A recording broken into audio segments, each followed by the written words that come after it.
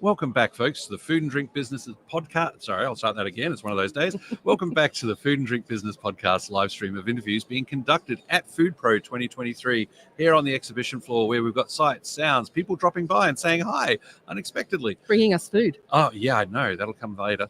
But don't forget, this, like all our other streams being beamed out of Food Pro, are sponsored by TriMat Systems. Kim, back to the hot seat. We're really churning through a whole lot, and this partial day here. I know. So we're so close to the finish line. I know. You can almost smell it. But now, that's the food. Day 4. We need to introduce our guest. I think you should. This is Leon McIndoe. G'day, Leon. He's from Saraya, Morning. Australia. And we're going to talk about this company because I thought Saraya was one thing and then was told Lecanto. And I went, how's Lecanto and Saraya what? So Leon is here to explain it all. Who is Saraya? Who is Lecanto? Yes. It's a common question that we get asked. Yeah. Saraya is a privately owned Japanese business. Started in post-World War II in Japan, 1952, by the Saraya family. And it just came about that Mr. Saraya Sr. wanted to improve the hygiene of the local people. And he was the first to invent liquid soap in a dispenser for basic hand washing. What?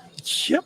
It's quite an amazing story. Okay, that is Here we are. That's pretty cool. 70 years later, Yes. we employ 2,500 people around the world. We've got 25 global operations, and it's still privately owned by the Saraya family.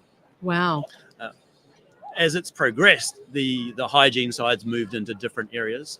Obviously, public hygiene is a big area of business. Sure. But as we've expanded globally, we've moved into food processing.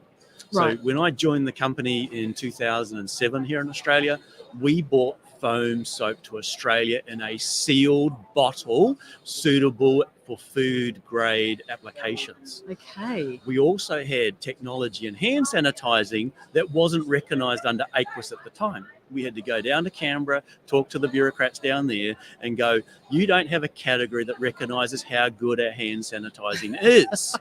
They said, prove it. So they sent us off to the National Measurement Institute. They took some of our hand sanitizer, as we were talking about before, whacked it on a piece of meat, cut it out, said it's safe for human consumption. So that created a category of a no-rinse hand sanitizer approval. Now, during COVID, you would have tasted a number of hand sanitizers, I'm sure, that left a sticky residue that didn't completely disappear. Yeah. But the Saraya product has always correct dose, gets to everywhere on your hands, and you can lick it and not taste anything, which means you can handle fresh produce without putting contamination onto it.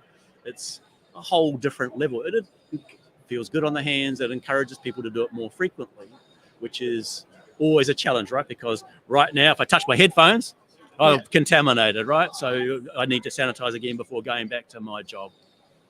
Well, that's the food side. Then you come to the healthcare side. Yes. You know, we look at nurses in ICU and they sanitize their hands, hand hygiene moment, 26 times an hour.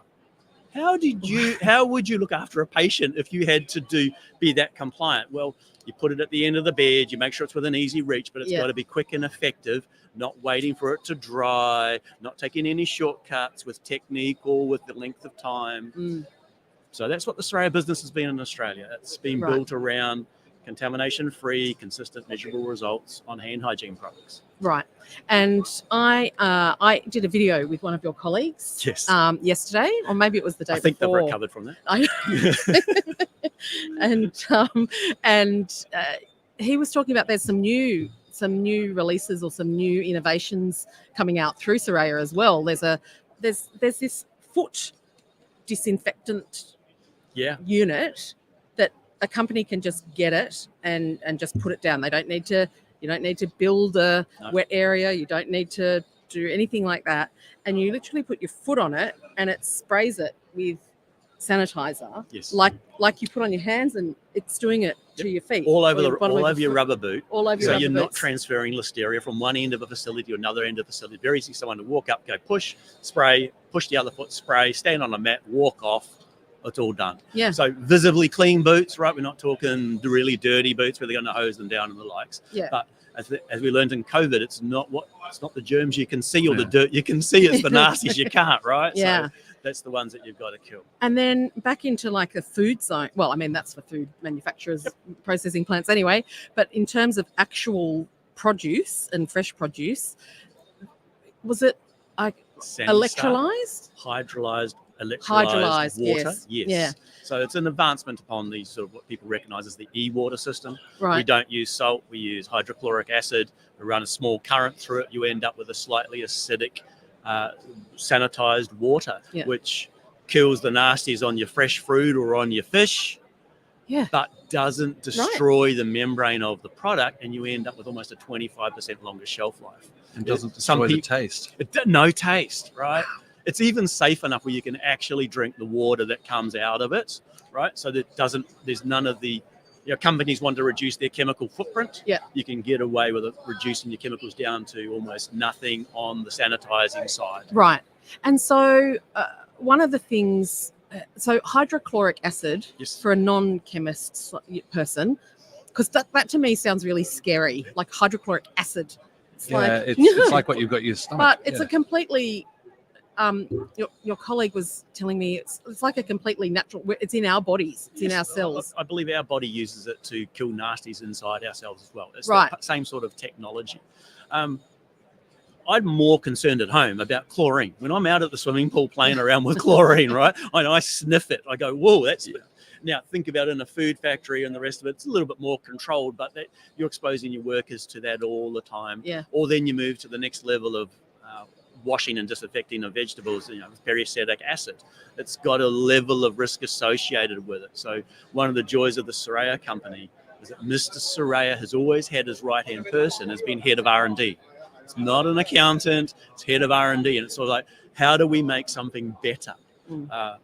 Part of the story when you look at the healthcare side of the business is that one of the Saraya family members was in hospital and they were talking about endoscope cleaning. How do you make sure this endoscope is clean before use? And that led to a partnership with Olympus globally, Right. where we make for them a periacetic acid that doesn't destroy the scope and the mirrors and provides a high level of disinfectant. And that is supplied to every Olympus machine around the world. All made in Osaka, shipped out. And that just came off innovation, and it's those times. And I think that is, I mean, none of us, well, those of us in the cheap seats, none of us think about, the science behind these these hygiene or these, products or how, how they're being, cleaned through a processing plant or anything like that. And I always think back to a story where I think it was in England, I can't remember, where they were like so many women were dying after childbirth, and one of the nurses said, "We've got to wash our hands." So that was actually in Geneva, right? And it's Semmelweis. Yes. And he discovered, he made the observation that the mothers dying after childbirth was directly related to surgeons not washing their hands. But do you know why? Yes. Because when they died, the same surgeon went and did the autopsy, finished the autopsy, walked back and delivered another child. Oh, yeah, great. Right? And what he introduced was a chlorine hand dip. Yeah. Right. And they all thought he was nuts, and they put him in an asylum later, and they used that research after he passed away to create the modern 5 moments of hand hygiene. So you've got to remember that was what we were dealing with. Oh yeah. To where we are now, and these sorts of products that that's right. And that are doing it in a way that is far less damaging to us and to the environment. You think about when Australia was being first settled. There was quarantine stations scattered around, and there was first class and third class, depending on your levels of hygiene. But they had hospitals there, particularly like Q Station in Sydney is a great example of stepping back in time. But if you look at that hospital, it was designed in such a way that when you open the doors and windows, it blew all the germs away, right? Well, of course. Right? And that was a best practice. And what we've discovered even during COVID is it was better to be out in the air than in a closed environment and breathing the same air as other people. Yeah. So it's some of those old things still apply to the modern day. Okay, so that's that part of the business. Yes. What's next? Well, in There's In 19, yeah. So 3 parts. What is the Saraya business about? Saraya has always been about sanitation, Yep. protecting the environment, Yep. and health. And we see them all three as being connected to the point where we go, Saraya means connect through life. Right. Now, each of those is a pillar for our business. We have business structures on the food processing side, on the healthcare side, on the public hygiene side, and on a consumer side, in particular, something related that comes under the banner of preventable lifestyle diseases. So we're talking diabetes. We're talking obesity, diabetes, high blood pressure, those sorts of things. So in the early 90s, Mr. Saraya Sr. was diagnosed as a diabetic and thought, I don't like the taste of stevia, which not many people do. He didn't want to go artificially sweetened. Yeah. And he had heard of a fruit called monk fruit that was in southern China, Yes. but it's ridiculously sweet. It was like 300 times sweeter. And that's a little impractical to use in everyday baking, right? Because I think it's 1/28 of a teaspoon of monk fruit extract powder is equal to 2 teaspoons of sugar. Oh, wow. Okay. I can't judge 1/28 or No. 1/64th. And if you end up at 1/64th, you end up with half a cup of sweetness in your coffee. Yep. So he found a way with the technology from our alcohol hand sanitizing knowledge to take corn, non-GMO corn, the chemistry behind that, create erythritol, take the monk fruit extract, bind the two together to make a sugar replacement that looks like sugar, Right. tastes like sugar. Yep. And we launched this in Australia in 2019 during COVID, of course, start of Yep, COVID, a year out from COVID. It's amazing how many people we talked to who launched their business or product in 2019. They went, yeah, it was great. It was great. Woolworths took it in August. They rolled it out nationally. And then we sort of got excited for 2020. And of course, the business went, whoops. Yeah. And NPD sort of slowed up. But here we are 4 years down the track. We've got 12 products in Woolworths. Mm. We've got a number of partners around the show. And we're just moving into that next stage of supplying it as an ingredient for other food manufacturers. That was going to be one of my questions. Sugar. Was if there was a B2B sort of component for Very much so. That's sort of what we've been looking at now and going, has everybody got out of COVID? Are we past the hangover? Are you looking at your R&D? Everybody knows that reducing sugar is one of the key aspects of improving people's health. So are you going to have a taste? Sure. Your hands are clean, of course. Of course. See how it looks like sugar? It does look like sugar. Can you see that? Yeah. Yeah, I can see. So take it, lick your finger, put it on your mouth. So it's quite sophisticated in its sweetness. It's sweet, but it's quite gentle. Does that make sense? Like it's just My wife uses monk fruit as her sweetener for her coffee. right. There you go. Well, you can thank Saraya for doing that. There you go. It took us 3 years and several $100,000 to convince Fazans that what has been safe in Japan for 25 years and some other countries around the world was safe enough for us Aussies and Kiwis. But we got there, and more importantly, it got approved in every single food category. Mm-hmm. So it got approved with no maximum daily intake limit, up to GMP process level for monk fruit extract. Erythritol's been improved for ages. So what's erythritol? Erythritol is made by fermenting fruits and vegetables. Okay. And Saraya only uses non-GMO corn. Okay. But then isn't that a sugar? No. You ferment it? It's if you think of kombucha, right? Yeah. And they use sugar and you ferment that and you end up with a sugar-free beverage, right? Right. So it's the same sort of technology. As you change it, erythritol is a sugar alcohol, but it's not a sugar and it's not an alcohol. It's just the way that the chemistry sort of works. The sugar's all being consumed as part of the fermentation process. Fermentation process. That's exactly right. You end up, a teaspoon of sugar actually has 16 calories. A teaspoon of Lakanto has 1 calorie. It has no effect on your blood sugar levels. Right, it's safe for diabetics. The keto and low carb communities love it, but anybody which is conscious of their weight, and the last statistic said 65% I think of people in Australia think that they probably should improve their well-being and weight levels. Representative right here. And the easiest thing to do that is cut back on sugar. It's added everywhere. It's in all sorts of food, and it really is simple. Sugar is cheap.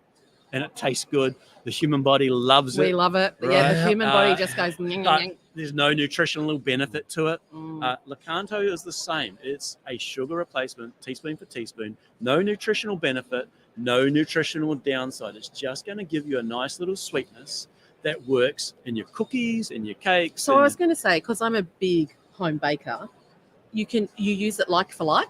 Like for like, cup for cup. So what we've created here in Australia is we have a white sugar replacement and a raw and a brown and a caster sugar and an icing powder. And it's the icing powder one that really does my head in, because the number of times as a kid where you'd lick the icing off the plate, right? And you go, I shouldn't be doing that. Yeah, and now it's like I need to clean this all up because food waste is bad. Yeah, right. That's right. But we can do it with this and not get fat. Yes. So because monk fruit and erythritol are heat stable, what it means is, unlike other products, when you heat them, they become bitter. This allows you to do things in the kitchen to make savory sauces, to make hot dishes without getting any bitterness associated with it. And so it obviously comes from a plant.